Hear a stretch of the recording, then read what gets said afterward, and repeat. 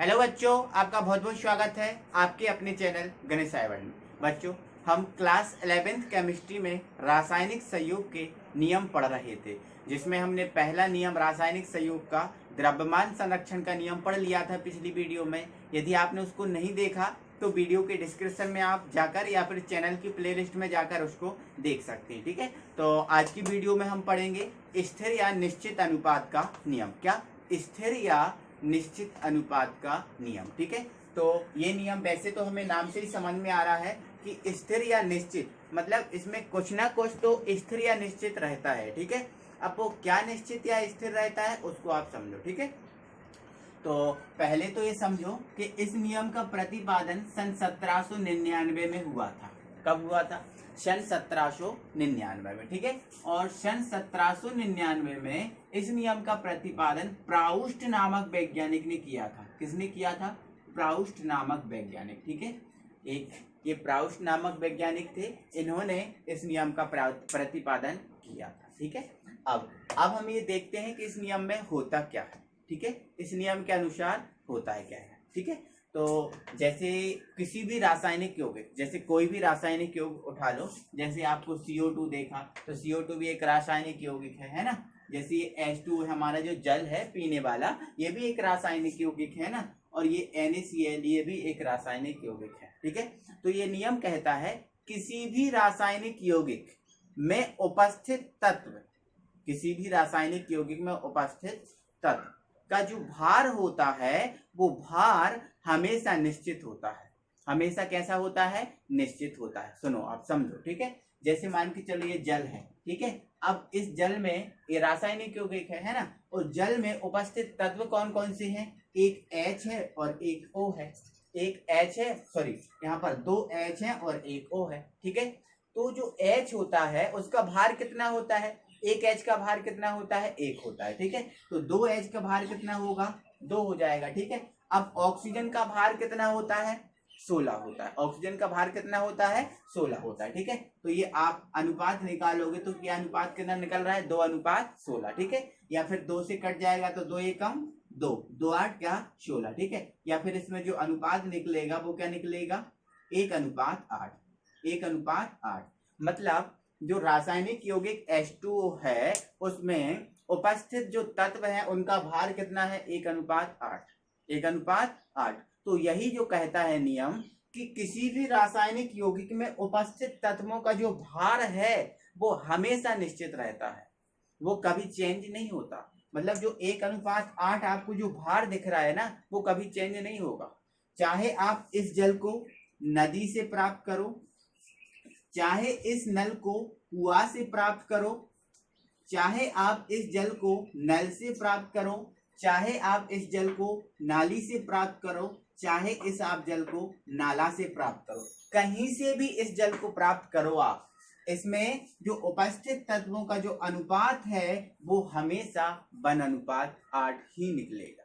1:8 ही निकलेगा। ठीक है, अब नाली से प्राप्त आप जल को करोगे तो उसका सूत्र भी तो यही आएगा ना भाइयों। अब जब ये सूत्र आएगा तो अनुपात तो ये आना ही आना है।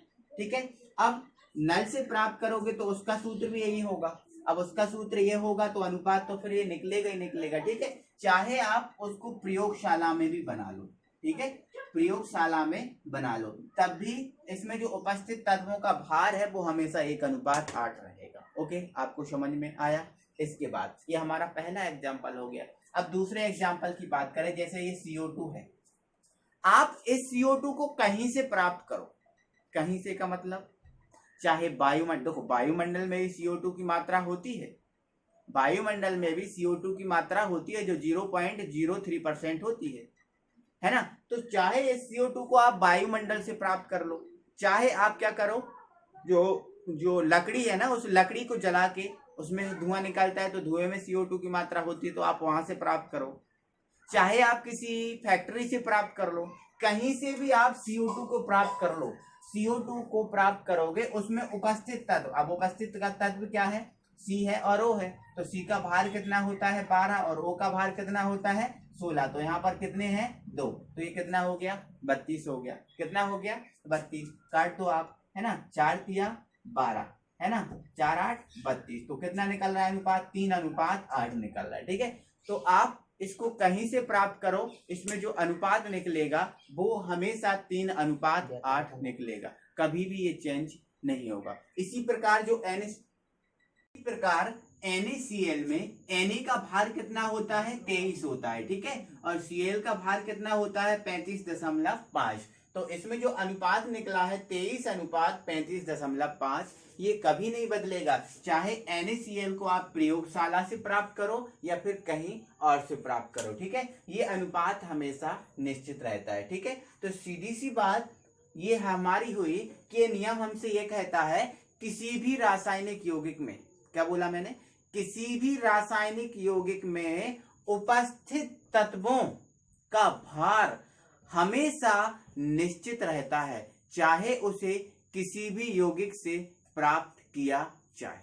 आई होप कि आपको ये समझ में आया होगा। ठीक है, तो आपको एग्जाम में कैसे लिखना है, आपकी कॉपी में कैसे लिखना है उसको समझो। ठीक है, सबसे पहले आप हेडिंग डालोगे निश्चित या स्थिर अनुपात का नियम, इसके बाद लिखोगे इस नियम का प्रतिपादन सन 1799 में प्राउस्ट नामक वैज्ञानिक ने किया था, प्राउस्ट नामक वैज्ञानिक ने किया था। इसके बाद आप लिखोगे इस नियम के अनुसार, और उसमें क्या लिखोगे, इस नियम के अनुसार में क्या, किसी भी रासायनिक यौगिक में उपस्थित तत्वों का भार हमेशा निश्चित रहता है, चाहे उसे किसी भी यौगिक से प्राप्त किया जाए। ठीक है, इसके बाद लिखने के बाद इतना आप एक एग्जाम्पल लिखोगे या फिर 2 एग्जाम्पल लिख सकते हो। ठीक है, तो एक एग्जाम्पल लिखना है आपको H2O का, एक आप H2O का लिखोगे तो आप उसमें क्या लिखोगे, जल को चाहे किसी भी स्रोत से प्राप्त किया जाए, क्या, जल को चाहे किसी भी स्रोत से प्राप्त किया जाए,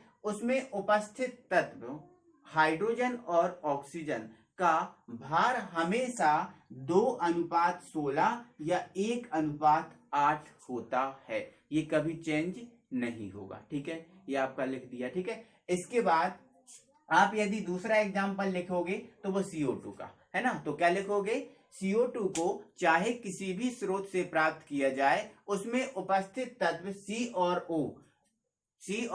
O का अनुपात 3:8 होगा, चाहे उसे कहीं से भी प्राप्त किया जाए। इसी प्रकार से आप कई स्रोतों के, कई रासायनिक यौगिकों के एग्जाम्पल लिख सकते हैं। ठीक है, तो आई होप कि आपको ये पूरा समझ में आया होगा। ठीक है, अगली वीडियो में हम अगला नियम पढ़ेंगे और फिर मिलेंगे, तब तक के लिए थैंक यू वेरी मच।